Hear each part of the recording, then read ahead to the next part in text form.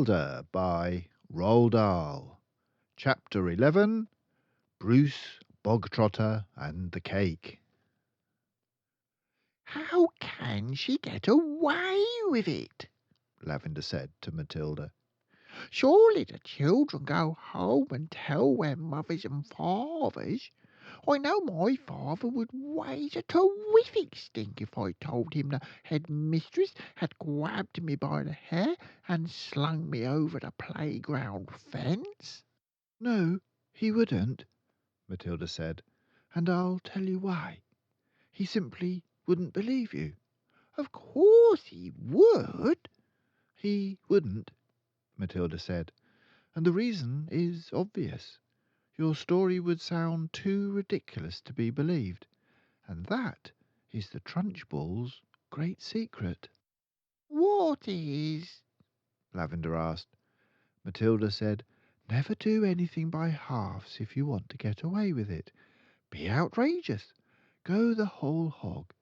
Make sure everything you do is so completely crazy it's unbelievable. No parent is going to believe this pigtail story, not in a million years. Mine wouldn't. They'd call me a liar. "In that case," Lavender said, "Amanda's mother isn't going to cut her pigtails off." No, she isn't, Matilda said. Amanda will do it herself. You see if she doesn't. "Do you think she's mad?" Lavender asked. "Who?" "The Trunchbull." No, I don't think she's mad, Matilda said, but she's very dangerous. Being in this school is like being in a cage with a cobra. You have to be very fast on your feet. They got another example of how dangerous the headmistress could be on the very next day. During lunch, an announcement was made that the whole school should go into the assembly hall and be seated as soon as the meal was over. When all the 250 or so boys and girls were settled down in assembly, the Trunchbull marched onto the platform. None of the other teachers came in with her. She was carrying a riding crop in her right hand. She stood up there on centre stage in her green breeches with legs apart and riding crop in hand, glaring at the sea of upturned faces before her. "What's going to happen?" Lavender whispered. I don't know, Matilda whispered back. The whole school waited for what was coming next. "Bruce Bogtrotter!" The Trunchbull barked suddenly. "Where is Bruce Bogtrotter?" A hand shot up among the seated children. "Come up here!" the Trunchbull shouted. "And look smart about it." An 11-year-old boy, who was decidedly large and round, stood up and waddled briskly forward. He climbed up onto the platform. "Stand over there!" the Trunchbull ordered, pointing. The boy stood to one side. He looked nervous. He knew very well he wasn't up there to be presented with a prize. He was watching the headmistress with an exceedingly wary eye, and he kept edging farther and farther away from her with little shuffles of his feet, rather as a rat might edge away from a terrier that is watching it from across the room. His plump, flabby face had turned grey with fearful apprehension. His stockings hung about his ankles. "This clot," boomed the headmistress, pointing the riding crop at him like a rapier. "This black-headed, this foul carbuncle, this poisonous pustule that you see before you is none other than a disgusting criminal, a denizen of the underworld, a member of the Mafia." Who? Me? Bruce Bogtrotter said, looking genuinely puzzled. "A thief!" the Trunchbull screamed. "A crook! A pirate! A brigand! A rustler!" Steady on, the boy said. I mean, dash it all, headmistress. "Do you deny it, you miserable little gumboil? Do you plead not guilty?" "I don't know what you're talking about," the boy said, more puzzled than ever. "I'll tell you what I'm talking about, you suppurating little blister," the Trunchbull shouted. "Yesterday morning, during a break, you sneaked like a serpent into the kitchen and stole a slice of my private chocolate cake from my tea tray. That tray had just been prepared for me personally by the cook. It was my morning snack. And as for the cake, it was my own private stock. That was not boys' cake. You don't think for 1 minute I'm going to eat the filth I give to you? That cake was made from real butter and real cream, and that robber bandit, that safecracker, that highwayman standing over there with his socks around his ankles, stole it and ate it." "I never did!" the boy exclaimed, turning from grey to white. "Don't lie to me, bog-trotter," barked the Trunchbull. "The cook saw you. What's more, she saw you eating it." The Trunchbull paused to wipe a fleck of froth from her lips. When she spoke again, her voice was suddenly softer, quieter, more friendly, and she leaned towards the boy, smiling. "You like my special chocolate cake, don't you, Bog-Trotter? It's rich and delicious, isn't it, Bog-Trotter?" Very good," the boy mumbled. The words were out before he could stop himself. "You're right," the Trunchbull said. "It is very good. Therefore I think you should congratulate the cook. When a gentleman has had a particularly good meal, Bog-Trotter, he always sends his compliments to the chef. You didn't know that, did you, Bog-Trotter? But those who inhabit the criminal underworld are not noted for their good manners." The boy remained silent. "Cook!" the Trunchbull shouted, turning her head towards the door. "Come here, cook. Bog-Trotter wishes to tell you how good your chocolate cake is." The cook, a tall, shriveled female, who looked as though all of her body juices had been drained out of her long ago in a hot oven, walked onto the platform wearing a dirty white apron. Her entrance had clearly been arranged beforehand by the headmistress. "Now then, Bog-Trotter," the Trunchbull boomed, "tell cook what you think of her chocolate cake." Very good," the boy mumbled. You could see he was now beginning to wonder what all this was leading up to. The only thing he knew for certain was that the law forbade the Trunchbull to hit him with the riding crop that she kept smacking against her thigh. That was some comfort, but not much, because the Trunchbull was totally unpredictable. One never knew what she was going to do next. "There you are, cook!" the Trunchbull cried. "Bog-Trotter likes your cake. He adores your cake. Do you have any more of your cake you could give him?" "I do, indeed," the cook said. She seemed to have learned her lines by heart. "Then go and get it and bring a knife to cut it with." The cook disappeared. Almost at once she was back again, staggering under the weight of an enormous round chocolate cake on a china platter. The cake was fully 18 inches in diameter, and it was covered with dark brown chocolate icing. "Put it on the table," the Trunchbull said. There was a small table centre stage with a chair behind it. The cook placed the cake carefully on the table. "Sit down, Bog-Trotter," the Trunchbull said. "Sit there." The boy moved cautiously to the table and sat down. He stared at the gigantic cake.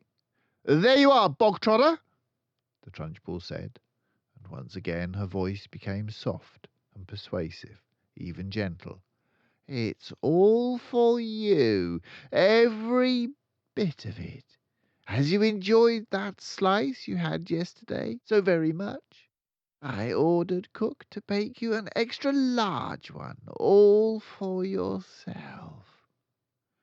"Well, thank you," the boy said, totally bemused. "Thank cook, not me," the Trunchbull said.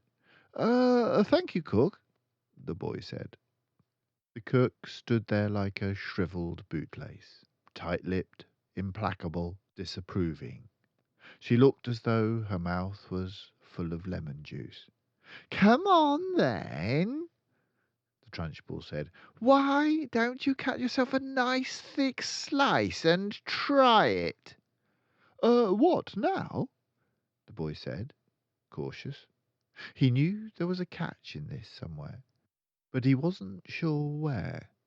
"Can't I take it home instead?" he asked. "That would be impolite," the Trunchbull said, with a crafty grin. "You must show Cookie here how grateful you are for all the trouble she's taken." The boy didn't move.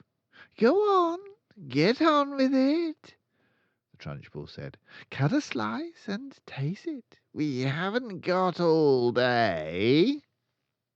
The boy picked up the knife and was about to cut into the cake when he stopped. He stared at the cake. Then he looked up at the Trunchbull. Then at the tall, stringy cook with her lemon juice mouth. All the children in the hall were watching, tensely, waiting for something to happen. They felt certain it must. The Trunchbull was not a person who would give someone a whole chocolate cake to eat just out of kindness. Many were guessing that it had been filled with pepper or castor oil or some other foul-tasting substance that would make the boy violently sick. It might even be arsenic, and he would be dead in 10 seconds flat. Or perhaps it was a booby-trapped cake, and the whole thing would blow up the moment it was cut, taking Bruce Bogtrotter with it. No one in the school put it past the Trunchbull to do any of these things. I don't want to eat it," the boy said. "Taste it, you little brat," the Trunchbull said. "You're insulting the cook." Very gingerly the boy began to cut a thin slice of the vast cake. Then he levered the slice out. Then he put down the knife and took the sticky thing in his fingers and started very slowly to eat it. "It's good, isn't it?" the Trunchbull asked. Very good," the boy said, chewing and swallowing. He finished the slice. "Have another," the Trunchbull said. That's enough, thank you," the boy murmured. "I said have another," the Trunchbull said, and now there was an altogether sharper edge to her voice. "Eat another slice. Do as you're told." I don't want another slice," the boy said. Suddenly the Trunchbull exploded. "Eat!" she shouted, banging her thigh with the riding crop. "If I tell you to eat, you will eat. You wanted cake, you stole cake, and now you've got cake. What's more, you're going to eat it. You do not leave this platform, and nobody leaves this hall until you have eaten the entire cake that is sitting there in front of you. Do I make myself clear, bog trotter? Do you get my meaning?" The boy looked at the Trunchbull. Then he looked down at the enormous cake. "Eat! Eat! Eat!" the Trunchbull was yelling. Very slowly the boy cut himself another slice and began to eat it. Matilda was fascinated. "Do you think he can do it?" she whispered to Lavender. "No," Lavender whispered back. "It's impossible. He'd be thick before he was halfway through." The boy kept going. When he had finished the second slice, he looked at the Trunchbull, hesitating. "Eat!" she shouted. "Greedy little thieves who like to eat cake must have cake. Eat faster, boy, eat faster. We don't want to be here all day, and don't stop like you're doing now. Next time you stop, before it's all finished, you'll go straight into the chokey, and I shall lock the door and throw the key down the well." The boy cut a third slice and started to eat it. He finished this one quicker than the other two, and when that was done, he immediately picked up the knife and cut the next slice. In some peculiar way, he seemed to be getting into his stride. Matilda, watching closely, saw no signs of distress in the boy yet. If anything, he seemed to be gathering confidence as he went along. "He's doing well," she whispered to Lavender. "He'll be thick soon." Lavender whispered back, "He's going to be horrid." When Bruce Bogtrotter had eaten his way through half of the entire enormous cake, he paused for just a couple of seconds and took several deep breaths. The Trunchbull stood with her hands on hips, glaring at him. "Get on with it!" she shouted. "Eat it up!" Suddenly the boy let out a gigantic belch which rolled around the assembly hall like thunder. Many of the audience began to giggle. "Silence!" shouted the Trunchbull. The boy cut himself another thick slice and started eating it fast. There were still no signs of flagging or giving up. He certainly did not look as though he was about to stop and cry out, I can't eat any more. I'm going to be sick." He was still in there, running. And now a subtle change was coming over the 250 watching children in the audience. Earlier on, they had sensed impending disaster. They had prepared themselves for an unpleasant scene in which the wretched boy, stuffed to the gills with chocolate cake, would have to surrender and beg for mercy. And then they would have watched the triumphant Trunchbull forcing more and still more cake into the mouth of the gasping boy. Not a bit of it. Bruce Bogtrotter was 3/4 of the way through and still going strong. One sensed that he was almost beginning to enjoy himself. He had a mountain to climb, and he was jolly well going to reach the top or die in the attempt. What is more, he had now become very conscious of his audience, and of how they were all silently rooting for him. This was nothing less than a battle between him and the mighty Trunchbull. Suddenly somebody shouted, "Come on, Brucey, you can do it!" The Trunchbull wheeled round and yelled, "Silence!" The audience watched intently. They were thoroughly caught up in the contest. They were longing to start cheering, but they didn't dare. "I think he's going to make it," Matilda whispered. "I think so too," Lavender whispered back. "I wouldn't have believed anyone in the world could eat the whole of a cake that size." "The Trunchbull doesn't believe it either," Matilda whispered. "Look at her. She's turning redder and redder. She's going to kill him if he wins." The boy was slowing down now. There was no doubt about that. But he kept pushing the stuff into his mouth with the dogged perseverance of a long-distance runner who has sighted the finishing line and knows he must keep going. As the very last mouthful disappeared, a tremendous cheer rose up from the audience, and the children were leaping on to their chairs and yelling and clapping and shouting, "Well done, Brucey! Good for you, Brucey! You've won a gold medal, Brucey!" The Trunchbull stood motionless on the platform. Her great horsey face had turned the colour of molten lava, and her eyes were glittering with fury. She glared at Bruce Bogtrotter, who was sitting on his chair like some huge overstuffed grub, replete, comatose, unable to move or to speak. A fine sweat was beading his forehead, but there was a grin of triumph on his face. Suddenly the Trunchbull lunged forward and grabbed the large empty china platter on which the cake had rested. She raised it high in the air and brought it down with a crash right on top of the wretched Bruce Bogtrotter's head, and pieces flew all over the platform. The boy was by now so full of cake he was like a sack full of wet cement, and you couldn't have hurt him with a sledgehammer. He simply shook his head a few times and went on grinning. "Go to blazes!" screamed the Trunchbull, and she marched off the platform, followed closely by the cook.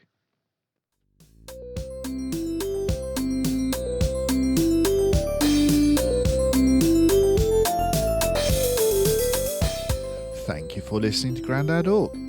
You can hear more stories by going to the Grandad Ork channel, and if you want to hear stories read back to back, then have a look in the playlists. If you subscribe to the channel, then you'll know when a new one is ready. The books are available in most high street stores, libraries, and there are links to some online sellers in the description below if you don't have a copy. So, until next time, bye for now.